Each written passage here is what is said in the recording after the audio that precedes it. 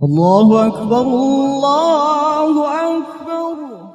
There's a general rule that you can extract that anywhere the shaitan are not, there is an extra amount of angels, and where the angels are present, the shayateen are not. And so they cannot both be in the same place, and it's ultimately going to be our actions that determine who's where, how many angels are around us or how many shayateen are around us. So when we act like the angels, then we are surrounded by the angels. When we act like shayateen or we give in to their whispering, then we're surrounded by shayateen. So why is this significant to Umar bin Khattab radiallahu ta'ala anhu? Particularly when it comes to the malaika. Umar radiallahu ta'ala anhu is a man who was known for karamat al-awliya. He had so many miracles, things that happened to him that were seemingly supernatural.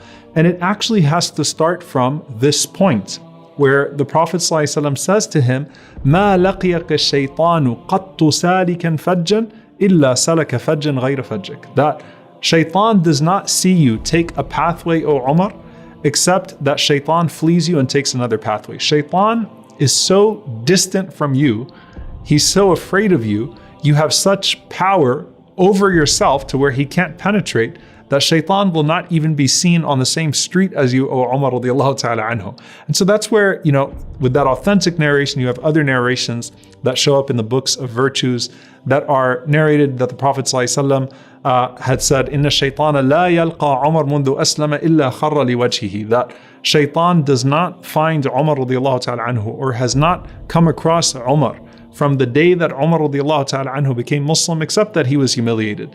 Or another narration that ma fis sama'i malakun illa wa huwa yuwaqqiru Umar, that there is not an angel in the heavens except that that angel supports Umar radiallahu ta'ala anhu and loves Umar radiallahu anhu. Wa ma fil ardi shaytan illa wa huwa yafirru min Umar. And there is not a devil on the earth except that they flee from Umar. If the devil flees from Umar, then what does that mean in terms of the angels being in his presence?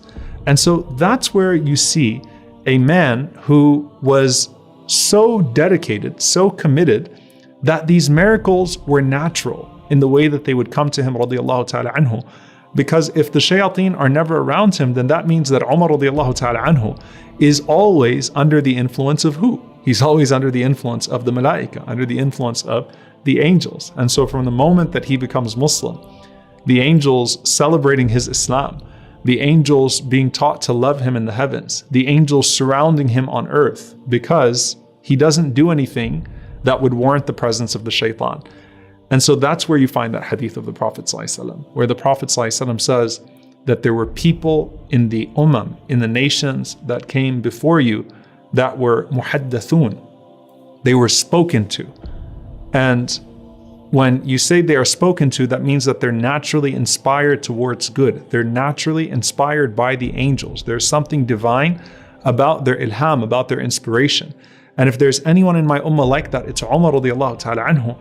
And one of the explanations of that, تَتَكَلَّمَ الْمَلَائِكَةُ عَلَى لِسَانِهِ. It's as if the angels are speaking on his tongue. SubhanAllah, imagine a human being that is so in tune with righteousness, with the good part of their souls, with the obedience to Allah subhanahu wa ta'ala, that when they speak, they are so divinely pushed towards good naturally because of what they are seeking, that it's as if the angels are speaking on their tongue. And that is why with Umar radiallahu ta'ala anhu, he was so divinely inspired because of the amount of angels he invited around him, that it was as if angels were speaking on his tongue. And indeed, there would come times where JABRIAL alayhi salam brings the revelation from the heavens in the form of Quran, and the wahi agrees with the ilham of Umar. The revelation agrees with the inspiration of Umar radiallahu ta'ala anhu. Because the one who sends JABRIAL alayhi salam surrounds Umar radiallahu ta'ala anhu with angels, and Umar radiallahu ta'ala anhu is inspired towards righteousness, and Umar radiallahu anhu is committed towards righteousness, and that gives him perception and gives him an environment where when you're interacting with this human being of Umar radiallahu ta'ala anhu, you're interacting with a man that is surrounded by and has within him angels, right, that are inspiring him towards good. And that's why when you read the narration of Umar radiallahu anhu calling out to Sariya, miles and miles away, thousands of miles away, hearing something, seeing something miles away, that a miracle like that is given to Umar radiallahu ta'ala anhu, because as some of the ulama mentioned, the angels caused his voice to be heard in those places that were so far away.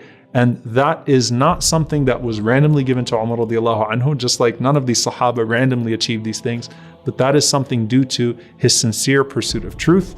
When you sincerely pursue truth, then you are surrounded by the soldiers of truth.